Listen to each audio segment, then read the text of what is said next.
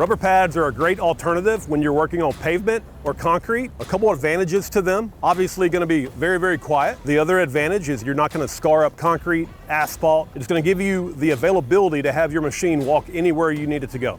I'm standing by the 3 rubber pads that we offer. We offer a bolt-to-shoe pad, a road liner, and a clip-on shoe.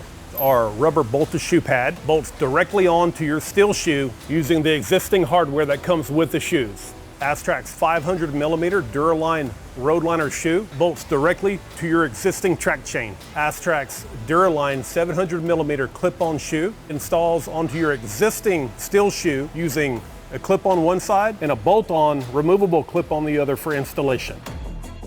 Rubber shoes are not made for certain applications, such as forestry and anything you're going to be in very abrasive. You'll get the most out of them if you're on pavement, concrete, any kind of flat surface where you're trying not to wear material out.